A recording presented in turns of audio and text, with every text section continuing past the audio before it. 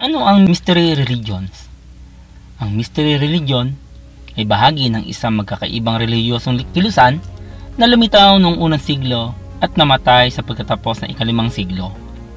Ang mga kultong relihiyon na ito ay nagsasangkot ng pagsamba sa mga paganong Diyos mula sa Greece, Anatolia, Egypt, Persia at Syria.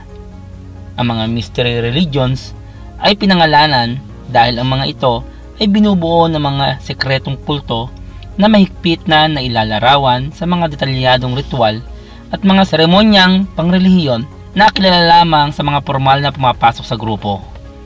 Dahil sa kanilang pagiging lihim, ang impormasyon tungkol sa mystery religion ay pira-piraso at medyo mahirap maintindihan.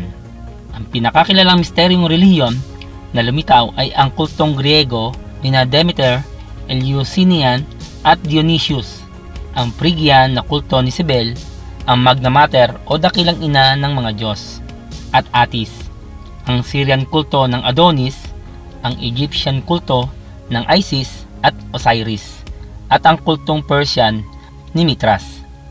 Habang ang bawat misteryong relihiyon ay hiwalay at naiiba batay sa mga impluensyang kultural at ang mga alamat na nakapalibot sa bawat kulto, nagbahagi sila ng isang hanay ng mga pagkakatulad.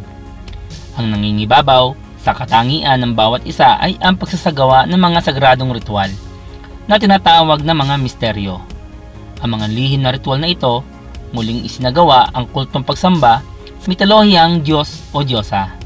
Ang mga nakikibahagi ay gumagawa ng kalapastanganan kung ibubunyag nila ang nangyari sa mga seremonyang ito. Ang iba pang kapansin-pansing karaniwang mga punto ng mga misteryong relihiyon ay ang mga bagong miyembro ay sumasali sa pamamagitan ng pagpili at hindi sa pamamagitan ng kapanganakan. Kasama sa mga ritual ng pagiging miyembro, ang mga paglilinis, pagbibinyag, at mga sakripisyo, at ang kaligtasan o pagtubos ay isang focus. Karamihan sa mga misteryong relihiyon ay may kasamang figura ng Diyos na namatay at nabuhay muli, nagkaroon ng eschatological na diin at gumamit ng simbolismo ng husto. Ang mga misteryong relihiyon ay tumaas sa parehong panahon ng kasaysayan na ang simbahang Kristiyano ay umusbong at umunlad. Sa ilang aspeto, ang mga kultong ito ay nagbahagi ng mga katangiang karaniwan sa Kristyanismo.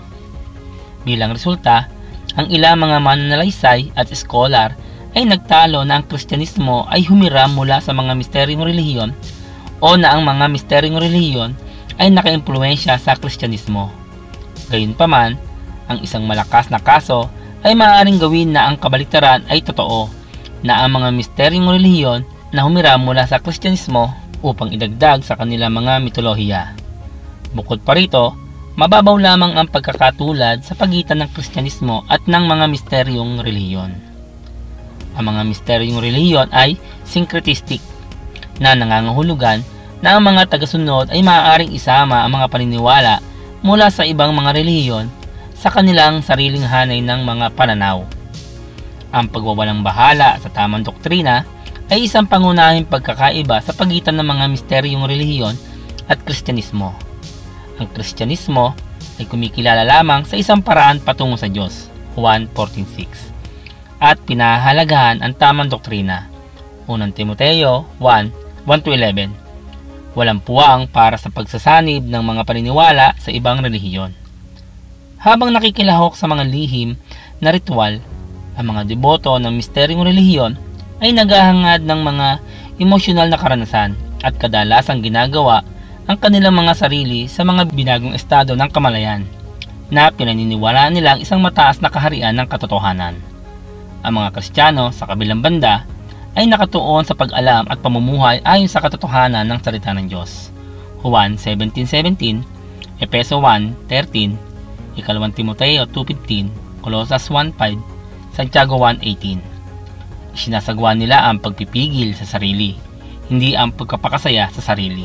2 Timoteo 1:7. Ang mga tagasunod ng misteryong relihiyon ay madalas na may panata ng lihim at katahimikan na nagbibigay diin sa panloob na pagsamba sa mga pribadong grupo. Walang lihim na paniniwala o ritual sa Kristyanismo. Ang mga tagasunod ni Jesucristo ay tinawag na mag-ebanghelyo at dalhin ang mabuting balita ng ebanghelyo sa buong mundo. Lumapit si Jesus at sinabi sa kanila, ibinigay na sa akin ang lahat ng kapangyarihan sa langit at sa lupa.